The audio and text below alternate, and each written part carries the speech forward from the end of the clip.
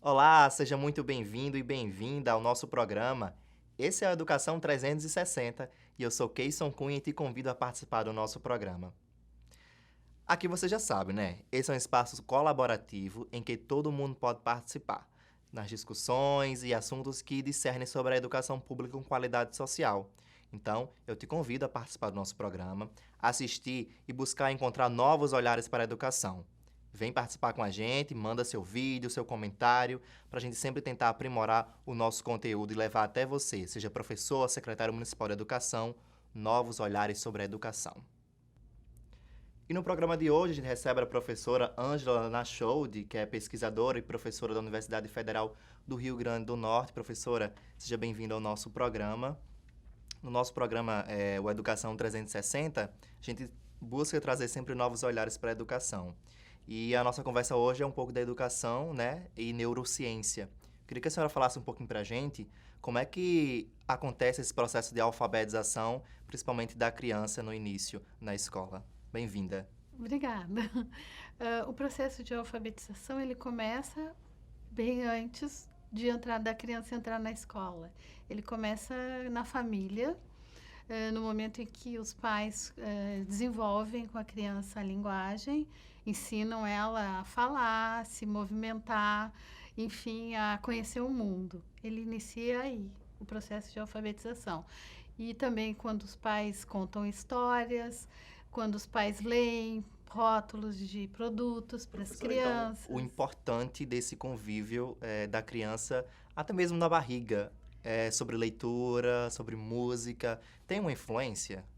Eu acredito que tem, assim, tem pesquisas que mostram, né, que há essa influência, e depois que a criança, então, enfim, começa a participar da sociedade, com os pais, e ela começa a desenvolver a linguagem oral, que é a base da alfabetização, o desenvolvimento da linguagem oral.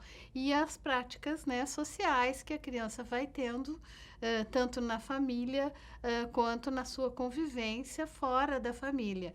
E claro que a primeira experiência dela hoje é na educação infantil, né? A gente gostaria que todas as crianças tivessem acesso à educação infantil, não temos ainda, a educação infantil ainda não é universalizada como o ensino fundamental no Brasil, mas a gente caminha, né? Temos assim essa possibilidade de nos próximos anos universalizarmos também esse acesso à educação infantil.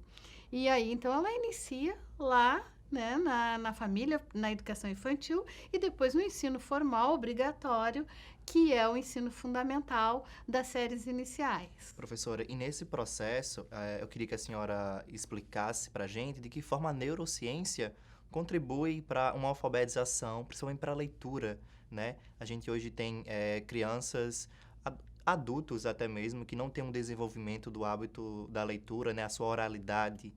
De que forma a neurociência vem a contribuir? Nós temos um problema sério no Brasil, não só com as crianças, mas com os adultos também. Sim.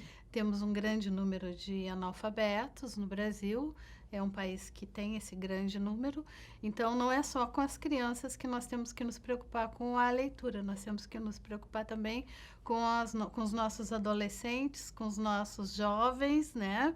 E com os adultos também, que velhos, nós temos um grande número da população que não, enfim, não teve acesso à escolarização. Mas nesse meio tempo, né, assim como na década de 80 nós tivemos uma grande revolução no Brasil na alfabetização, com as pesquisas, né, construtivistas, enfim, acerca da psicogênese da língua escrita, da Emília Ferreira, na década de, agora, início, né, do século XXI, nós tivemos um grande cientista francês chamado Stanislas Dehaene, que ele fez, enfim, contribuiu com mais uma revolução para a leitura. Ele, enfim, suas pesquisas, ele identificou a área de entrada da leitura no cérebro e, a partir disso, uma série de processos de pesquisas que foram sendo feitas, se descobriu, então, como a neurociência contribuiu de uma forma enorme no que nós chamamos de reciclagem neuronal, que é, né, enfim, uma das últimas descobertas das neurociências acerca enfim, das neurociências que nós chamamos de neurociências cognitivas da leitura. Professora, então, nesse processo, o que traz de novo a neurociência para a escola? Qual o professor, ele precisa, a gente sempre discute isso, né, da escola se revolucionar, ser uma escola nova, né, mais atrativa, mas na prática, na sala de aula, como é que a neurociência acaba auxiliando? Que ferramentas o professor pode ter ao seu lado? Pois então, essa descoberta da área de entrada da leitura no cérebro, ela desvendou para nós uma série de processos importantes que acontecem e que são concomitantes. E essas descobertas, elas nos mostraram que, por exemplo, quando nós a visão humana, né? Enfim, como nós enxergamos os objetos da natureza.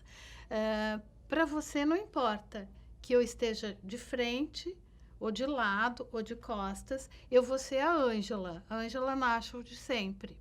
Mas se nós, por exemplo, pegarmos uma letra, né?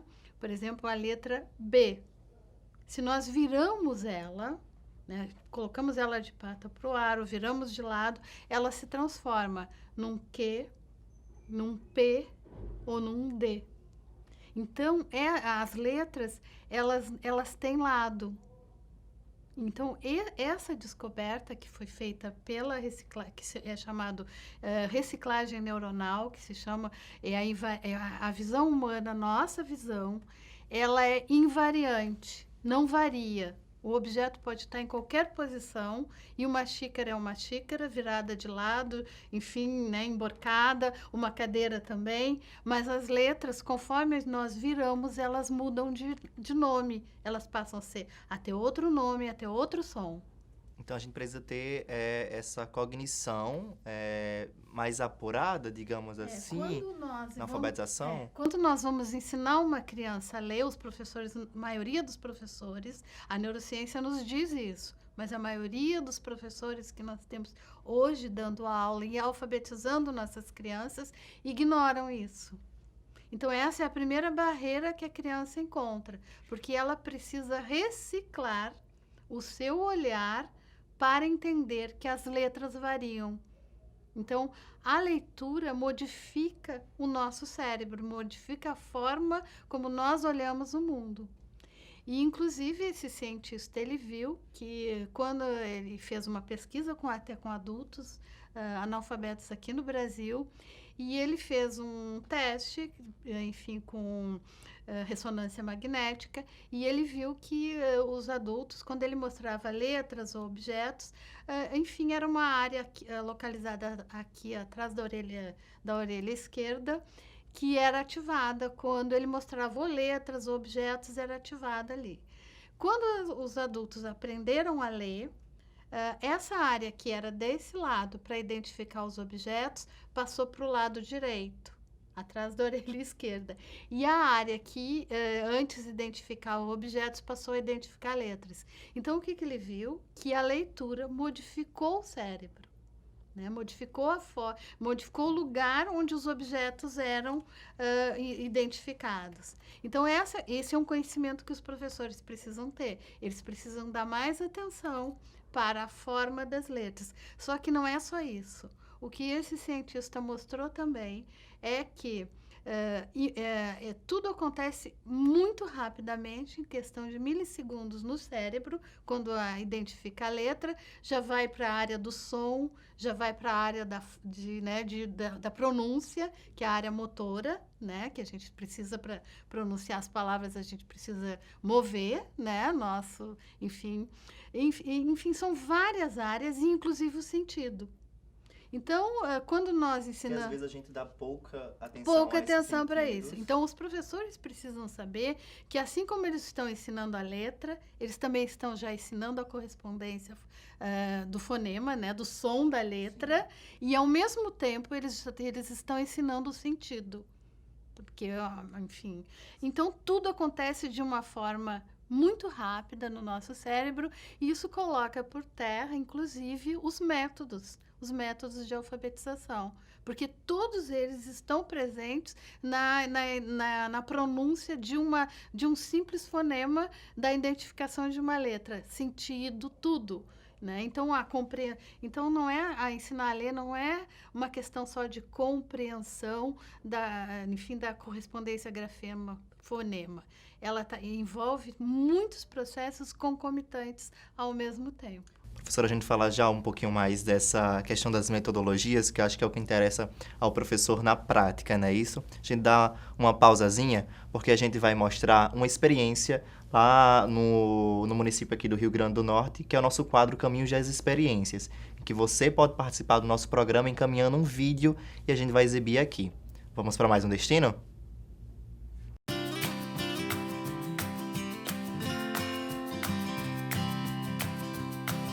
Sou a professora Aline, sou pedagoga, trabalho no CEMEI, Centro Municipal de Educação Infantil de Serrinha dos Pintos, e trabalho com crianças de 3 e 4 anos. A brincadeira é o seguinte, ela é chamada mini pista de obstáculos. Por meio desse tipo de brincadeira, que são as pistas ou circuitos com obstáculos, proporcionamos às crianças o desenvolvimento e as ampliações gradativas de sua movimentação, como agachar, engatear, correr, subir, pular, girar, andar em diferentes planos, no alto, embaixo, assim desenvolver maior segurança na movimentação cotidiana. Permite ainda a livre movimentação das crianças, para que explorem seus movimentos, promovendo o crescimento e a confiança.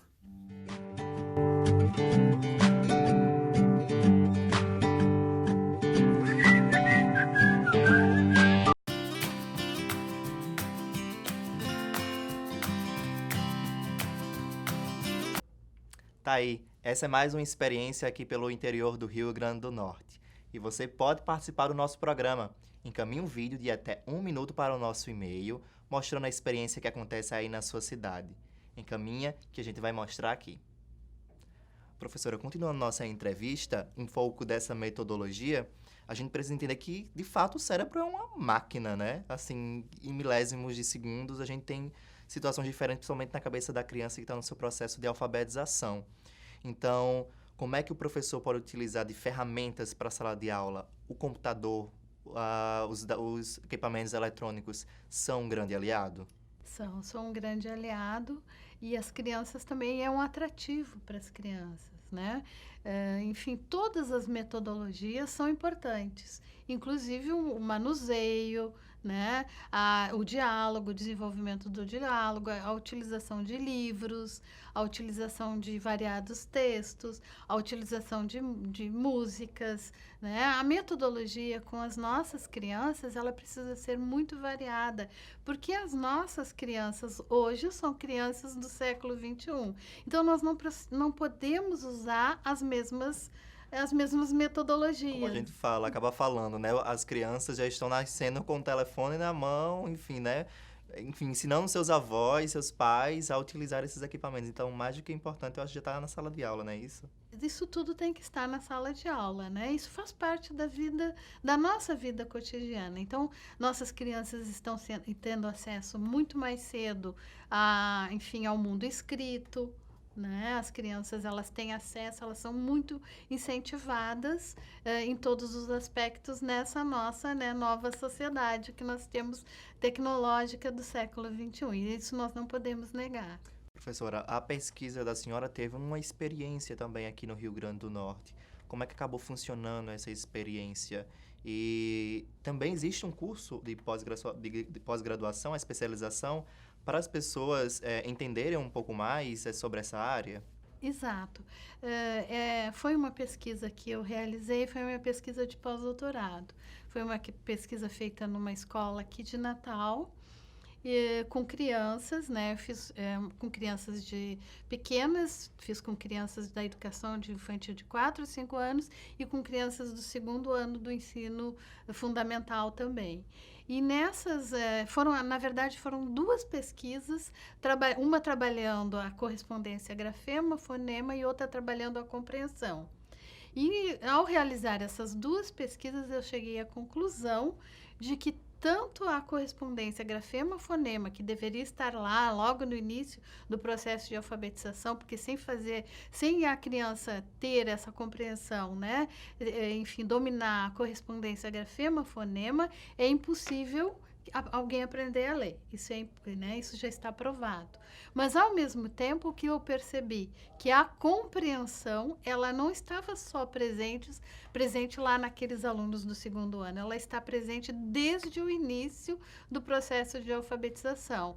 E enfim, correspondência grafema-fonema também vai se completando ao longo do ensino, né, dos primeiros anos do ensino fundamental. A criança vai entendendo, porque a língua portuguesa não é uma língua transparente, né? É uma língua que tem várias dificuldades, então há necessidade de haver um ensino sistemático disso. E aí, em função dos resultados dessas 2 pesquisas, eu acabei organizando uma série de materiais de ensino baseados nessas premissas, né? Das neurociências cognitivas da leitura. Esses materiais, então, são mais de 70 materiais. Que tipo de materiais, professora, são esses? É o dado das formas das letras, o alfabeto móvel, das formas das letras grandes, das formas das letras pequenas, a contação de histórias objeto-metafórica, enfim, uma série de metodologias e materiais foram organizados em função da pesquisa. E aí esses materiais, eles acabaram sendo aplicados, porque como exige do professor o conhecimento de novos conhecimentos acerca, né, da linguagem, enfim, da leitura e da escrita, a gente chegou à conclusão que um curso pequeno, de poucas horas, não seria interessante. A gente, então, organizamos um curso de especialização de, enfim, 380 horas para os professores do município de Panguaçu. E esse curso já aconteceu, aplicando os materiais com resultados promissores, né, da aprendizagem das crianças, tal qual a gente havia verificado na pesquisa. Esse curso se repetiu para os professores de Natal e da Grande Natal, e já terminou, então, o curso de Panguaçu já mais de 800 crianças, os materiais esses que eu me referi. Com esses materiais lá em Panguaçu, depois mais, eu acho que cerca de 700 aqui em Natal, também o curso já encerrou, e temos um curso aí em funcionamento no município de Currais Novos, que termina agora em dezembro também, com as crianças, os professores estudando os fundamentos, esses novos fundamentos teóricos, e aplicando esses materiais em sala de aula também, para cerca de 700 crianças também. Enfim, é um trabalho que tem resultados, né? Enfim, fundamentado, então, nessas novas metodologias, e ele se integra aos conhecimentos do próprio professor, que ele já tem, né? Aos próprios conhecimentos do construtivismo, da psicogênese, enfim, e esses novos conhecimentos também se incorporam, e ele organiza tudo dentro de uma proposta interdisciplinar de trabalho, que também ela entra dentro, né, da proposta do município, né? É um trabalho que considera todas essas e essa vertentes. Discussão da interdisciplinaridade, né, do intersetorialismo das atividades, está muito atrelado agora ao documento curricular, a Base Nacional Comum Curricular, né, que vem fortemente reforçar isso. né? Exatamente. Então, mais do que na hora, os professores e a comunidade escolar no todo, né, se ater. Professor, acho que o povo de casa vai estar bem curioso como se inscrever para o curso. Abre próximo ano, como é que eles podem saber mais? Ele vai abrir no próximo ano, provavelmente a gente vai abrir o curso agora, daqui a uns 2 meses, para ter início, então, em fevereiro do próximo ano. Né? Então, as pessoas podem participar, né, se inscrever e entender um pouco mais de como aperfeiçoar a sua própria aula. Exato. Professora, a gente vai encerrando aqui o nosso programa. Quero agradecer a sua participação aqui, Eu que discutindo, agradeço. né, a neurociência e trazendo essa discussão para a sala de aula, que é essa a ideia do nosso programa mesmo, trazer um pouco de um novo olhar para a educação. Então, a gente agradece a sua participação aqui, deixando aí suas considerações finais. Eu acho que é muito importante os conhecimentos que os professores já têm, já trazem, as suas experiências, mas eu também acho muito importante que esses novos conhecimentos das neurociências cognitivas, da leitura, cheguem até os professores, cheguem até as instâncias formadoras, enfim, e que a gente possa, né, construir novas metodologias, novos trabalhos, para que enfim, nós tenhamos uma população de leitores, que eu acho que é isso que a gente busca, né, o que a gente tem que buscar no nosso país, um povo que leia, um povo que, enfim, Leia produza e compreenda e tudo que está lendo, compreenda, né, né? saiba o que fazer com o conhecimento, né, que ele adquire através da leitura. Professora, mais uma vez, muito obrigado. Obrigado a você daí de casa também. A gente volta no próximo programa. Acompanhe nossas notícias, nossas informações nas nossas redes sociais. E, claro, toda quarta-feira a gente vai estar aqui te esperando para mais uma conversa. Esse é o Educação 360. Até mais!